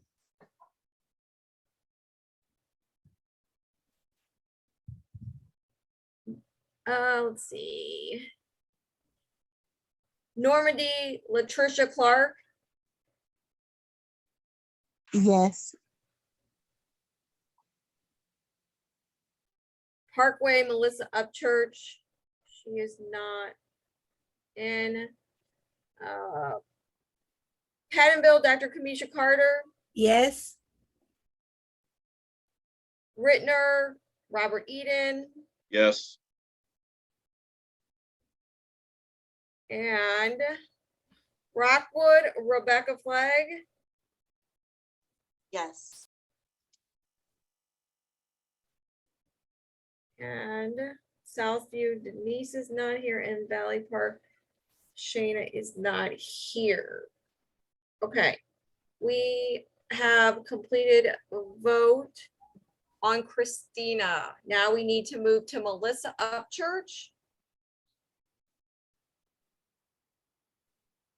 Okay, so let's start at the top. Christina Blankenship Clayton.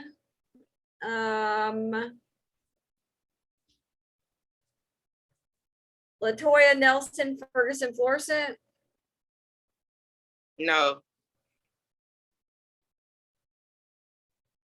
Do I need to call the names of the ones who already voted in favor? Yeah, so it can be done with fidelity. Okay.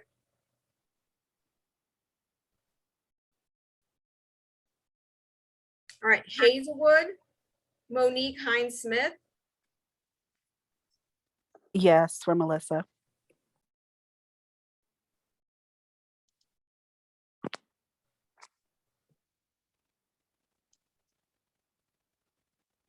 Jennings Natasha Anderson Wright,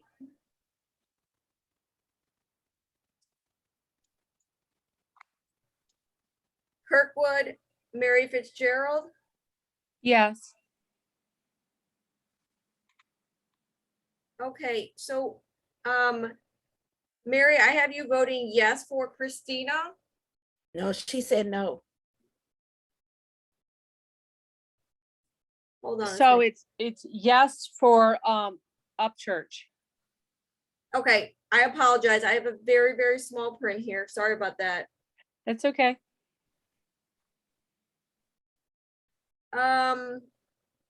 Jenna Lee Blackwood, Lindbergh, It was yes for Christina, no for Melissa. thank you. All right, Bridget Wildschutz, Litzinger, no. Maplewood, Richmond Heights, Kim Gifford, Yes.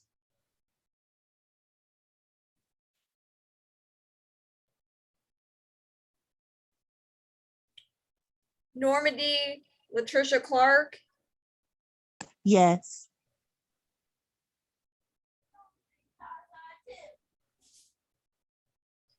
Latricia, you're voting in favor of Melissa, not Christina, correct?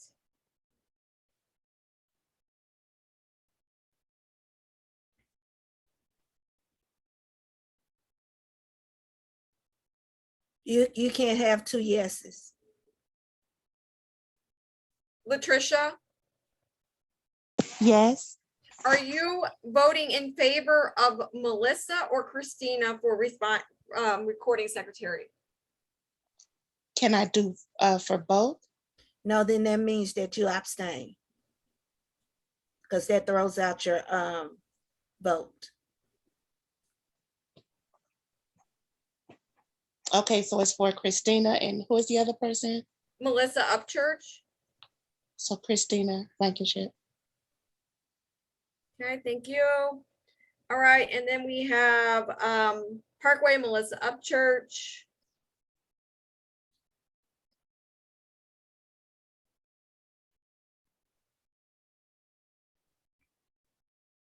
Dr. Kamisha Carter, Pattonville. No. Rittner, Robert Eden. No.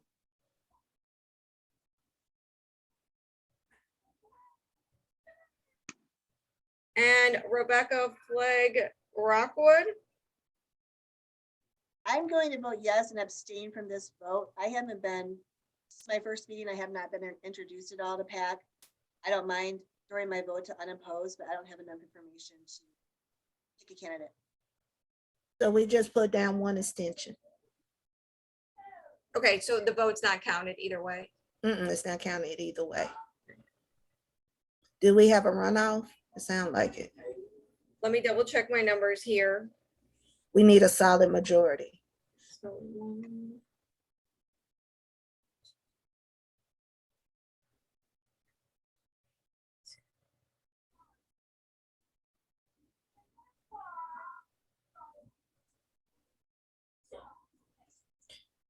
PAC team, we're gonna go a little bit over 9 o'clock. Is that okay?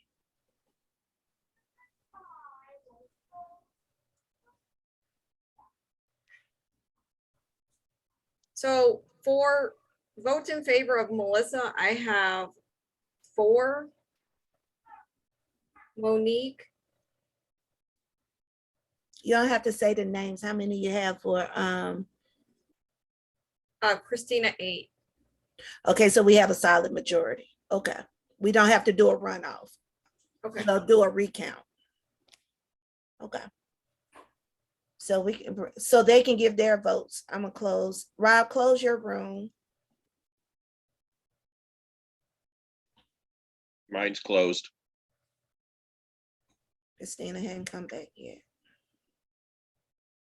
Is she back?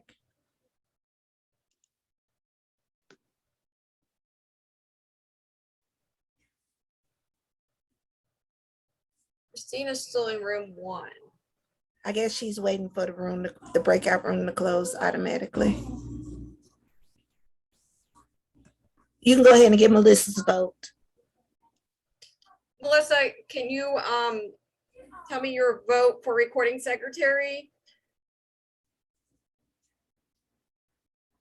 Upchurch, please. Yeah. Thank you. Christina should be back in the room. Yes, I am. Okay.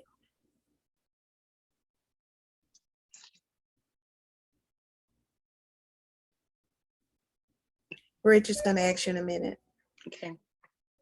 All right, and Christina, are you voting for Christina? Yes. Okay. Right. I'm moving Rob.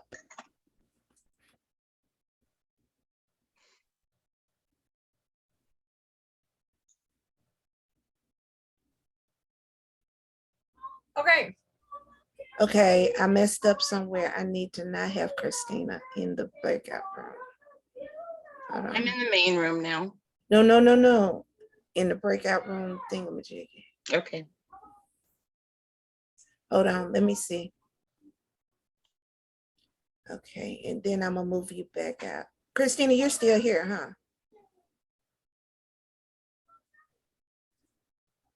huh? Okay, we're here. Rob is out the room.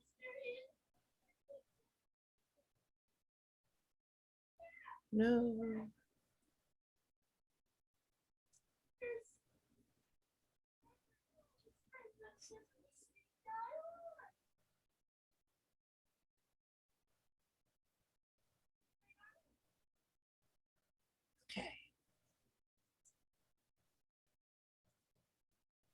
Christina should be back.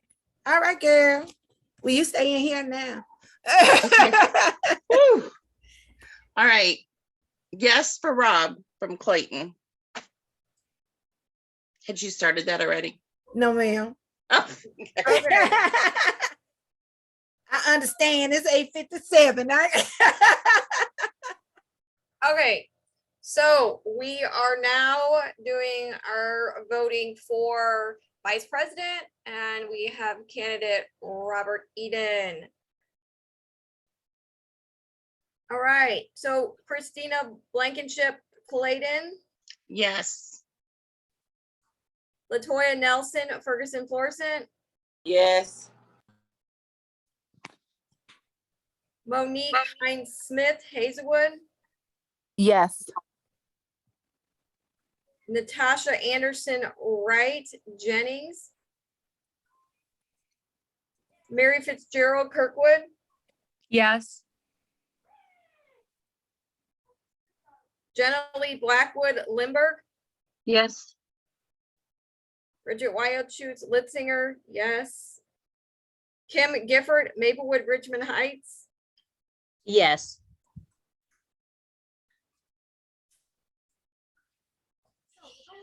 Latricia Clark Normandy, Yes.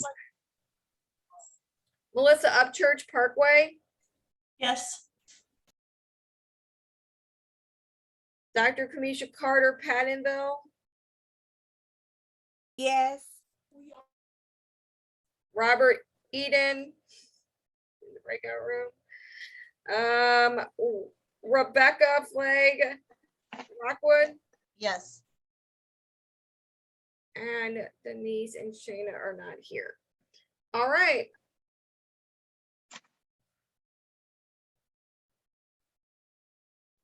All right. We are ready to move on to president. No, ma'am. Rob has to vote for himself. Oh, sorry. He should be back in the room. Okay. Rob, Yes, are you voting in favor of yourself for the vice president role? yes. Thank you. Rob moved me into a breakout room, or do I have to leave? You'll either have to do it yourself or you have to give me host privileges. I've got co-host, but I can't override the host. This is true.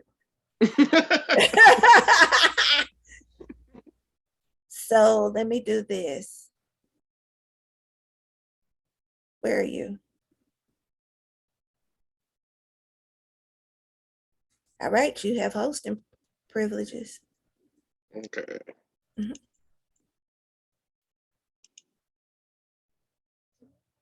All right, Dr. Carter is in the waiting room. All right, here we go. So our president and candidate is Dr. Kamisha Carter. All right. Starting from the top, Christina Blankenship Clayton, Yes. Latoya Nelson Ferguson Florissant, Yes. Monique Hines Smith Hazelwood, Yes. Natasha Anderson Wright Jennings, Mary Fitzgerald Kirkwood, Yes. Jenna Lee Blackwood Limburg, Yes. Bridget Wildschutz Litzinger, yes.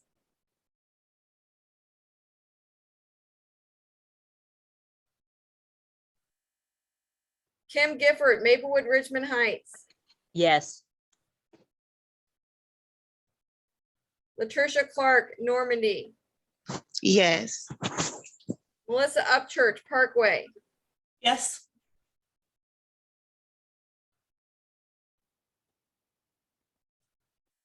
Robert Eden Rittner, Yes.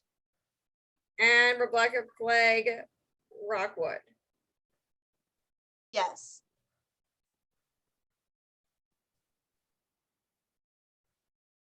All right. All right, you ready? All right, Yep. she's coming back.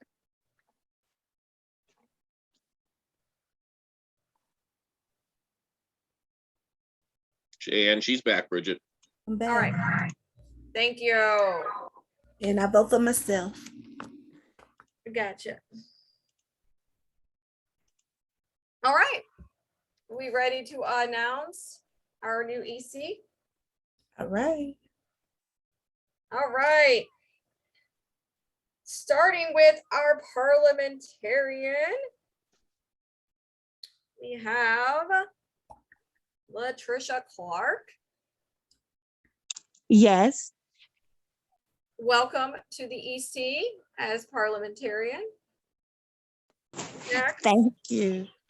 for our corresponding secretary, we have Monique Hines Smith.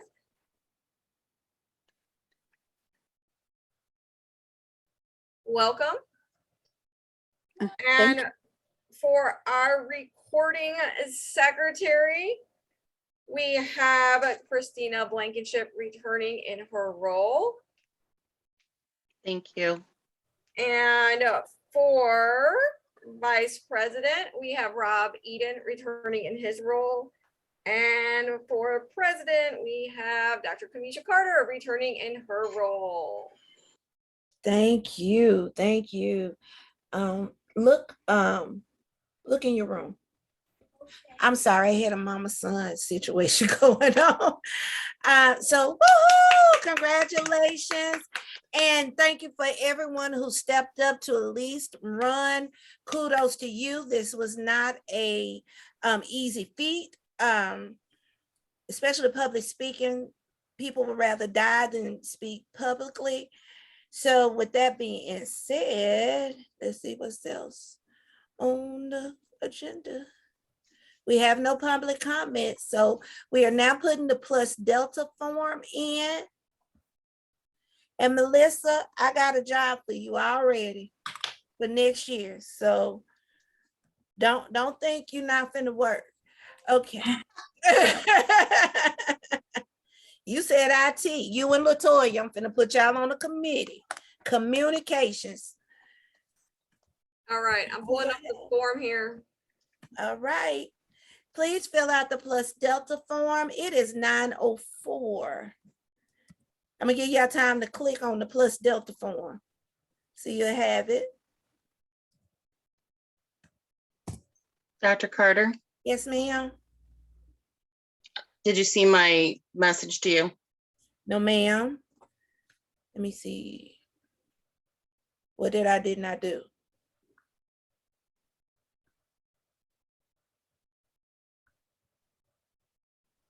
Oh, thank you, Bridget, for taking over and running the meeting for us. We're looking forward for you to being in leadership when everything gets right. And we are excited about your future and everything that you're about to do. We're going to miss you tremendously, especially making sure I get everything out on time and things of that nature. So we love you. We're going to miss you. Thank you very much. Appreciate it. But we Yes. want you back. Yes, absolutely. When everything straightens out. Okay, I'm gonna help you look for it. I need to end this meeting, okay? Okay. Thank you. Put some deodorant on. Let's see. So we're at the point that we need a motion. It's 9:05. We need a motion to adjourn, and congratulations, new EC. We'll have more information later. Dr. Carter, I make a motion that we adjourn our May PAC meeting. All right. I second. It has been moved and seconded that we end the last meeting of 2021. All in favor? Aye. Aye. Good night. Thanks, bye. Good That was Kim that did the second? Yes. Yep. Okay, I great. did Thank second. you. Bye. Thank you so much. Thank you. Thank you. My phone start transcribing.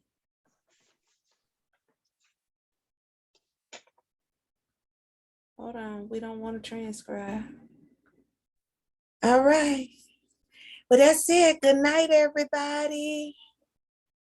Good night. Oh, I'm gonna get that if you don't sell it by next week, I'm gonna cash app you. That's for that trampoline. Stop recording. Oh yeah, you can't put that on the meeting. Yeah, and I don't. Where the thing at? Oh, up here. Yes.